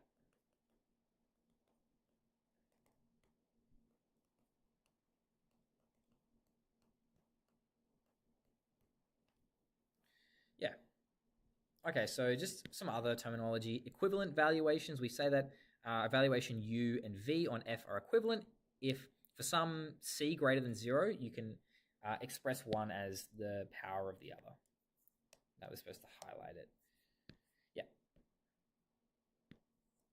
Okay, so like an example of this might be if we have this p-adic evaluation, like what we've been seeing here, then if you said like the p-adic dash evaluation is just you multiply whatever this a value is by some lambda, for lambda greater than 0, that would be an equivalent valuation. So that's an example of what an equivalent valuation might look like. Okay. So we've been talking about p-adic valuations, but not so much about p-adic numbers. So now we're going to try and define what p-adic numbers are, but we need to sort of build up some motivation for why we kind of care about this, where it arises from. So we have to consider convergence. So we're going to look at this sequence, right? Xn is the sum from k equals 0 to n of p to the k, where p is some fixed prime, right? Now, if I ask you this question, like, does this converge in Q? Does it converge in Q? Well, obviously no, because the prime terms, you're raising them to like a higher and higher and higher power, and like a prime has to be a positive integer. It's got to be greater than 1. So the terms are just going to get larger and larger and larger, and it's going to blow up to infinity, so it does not converge. Damn it. Okay, well, if it doesn't converge in Q, I mean, yes, here's kind of where we're up to. Yeah, it grows exponentially, so under this like standard absolute value does not converge in Q. Sad face. Okay, but what if we consider this p-adic valuation that we just had a look at? Well, we had that this was our, this was the expression that we had. Now, if we just, instead of taking the regular absolute value, we take the p-adic absolute value, so we put the p here, it's going to be the p-adic evaluation of this, so this exponent becomes negative. And this kind of changes everything, because instead of, you have a term that was going off to infinity, and now it's 1 over that term, which goes to 0 as n goes to infinity. So this, seemingly like divergent sequence actually converges in Q with respect to the p-adic norm. So, we kind of find something interesting. These gaps in Q where these sequences don't converge, they do converge when we consider the p-adic valuation of it. So we say that the p-adic numbers, denoted by QP, is the completion of Q under the valuation, the p-adic evaluation. And that is to say that QP is it's Q with all the missing p-adic limits added. So like, for instance, here we had that this thing didn't converge. Like this was kind of like a missing limit from Q, a missing p-adic limit from Q, but, we consider this p-adic valuation and boom, like it appears this limit does exist. So put more formally, it's a set of equivalence classes of the p-adic evaluation Cauchy sequences of rational numbers. So we can define the p-adic integers as it's just the unit disk around 0 in P. So that is to say that ZP is just some p-adic number such that the p-adic valuation is less than or equal to 1. So determine, do these elements belong to the 7 adic integers? Okay, so what we do is we compute P and find, is it less than or equal to 1? So that's it there. So I'll let you just look at that for a sec, because we sort of got to move on. So yeah, and notice that we're using the fact that you can turn this whole thing into 7 adic evaluation on the top, 7 adic evaluation on the bottom. So yeah, we get that this is 7, so obviously it's greater than 1, so it's not an element of the 7 adic integers. This one is less than 1, so it's an element of it. This one is equal to 1, so it's also an element of it. So it's contained in that closed unit disk. So now we look at the canonical p-adic expansion. So we have some theorem. It's the standard or canonical representation. So every p-adic number alpha in QP has a unique p-adic expansion, and it's given by this series, right? And we claim that alpha k is an integer. So alpha k are all integers, and notice that they can't be negative, so it's got to be greater than or equal to 0, and it's got to be less than or equal to p minus 1, because notice if it was equal to p, then you're just adding an extra... whoops. Okay, I think I just had like a technical difficulty there. Sorry. Yeah. So if alpha k is equal to p, then you end up getting like an additional 1 onto that, which we don't really want. Yeah. So also, we have that alpha is a p-adic integer if and only if all the coefficients of negative powers of p are 0. So that means for all of these, like, because this is going to be equal to like alpha minus r over p to the r plus r plus 1 over p to the r minus 1 plus yada, yada, yada, yada. Plus eventually we hit like alpha 0 plus alpha 1 p plus dot, dot, dot. So if all of these coefficients are 0, then then alpha is an element of the p-adic integers, this thing here. Yeah, so that is to say that every p-adic number can be expressed like that. Nice. Okay, here's a question. State what the standard representation of a p-adic number is. Okay, we have this. It's this thing that we just looked at, right? We said that the standard representation of a p-adic number, alpha, an element of the p-adic numbers, is given by this. And of course, alpha k is an integer, and it's between 0 and p minus 1. So that is the standard representation, and note that this is unique.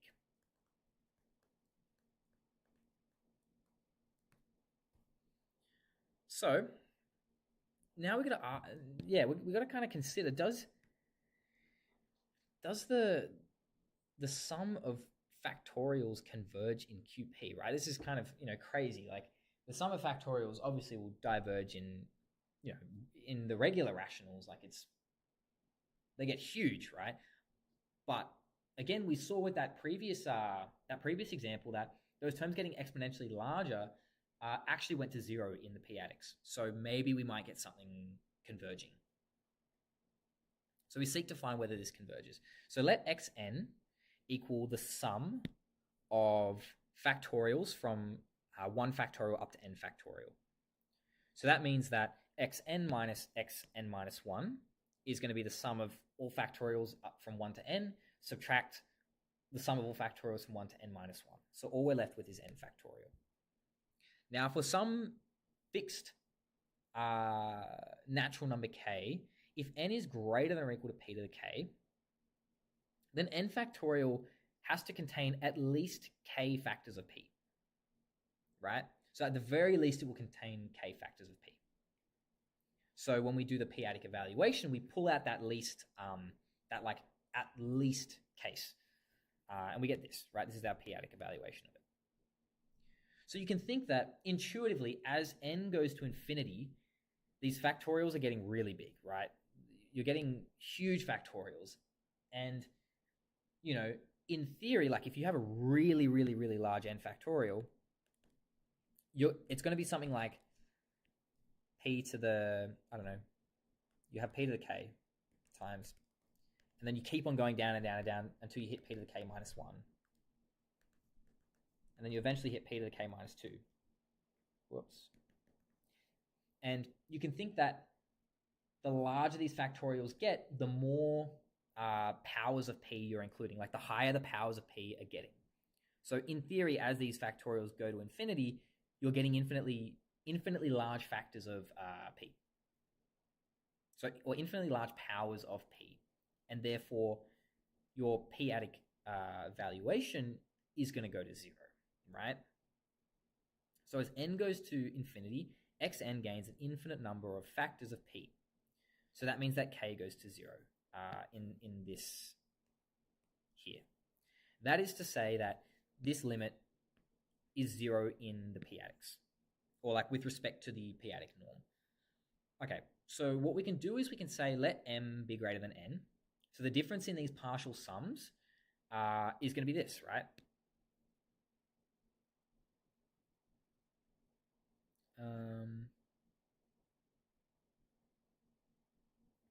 So yeah, we kind of work our way up from n plus 1 factorial up to m factorial. So by the ultrametric property, this is the like inequality that p-adics abide by.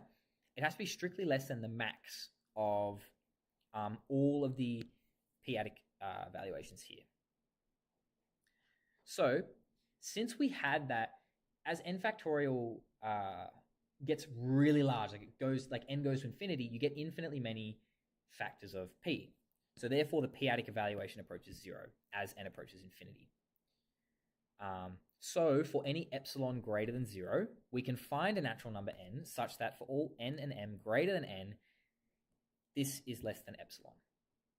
So we actually have that this sequence of this p-adic kind of sequence, not a p-adic sequence, but xn is Cauchy in QP, and therefore we conclude that this series must converge in QP. So it converges in QP. Okay, So we've hit the end. So that that kind of wraps up the whole course. So yeah, hopefully you guys found today's seminar helpful. Apologies for the issues with the mic. It was a shame that took so long to fix that. But yeah, so hopefully that was helpful. And I mean, the exam is tomorrow, so good luck to everyone sitting that. I hope that don't stress yourselves out too much, and I hope that the exam goes well. I wish you all the best of luck, and thank you very much for tuning in to today's revision seminar.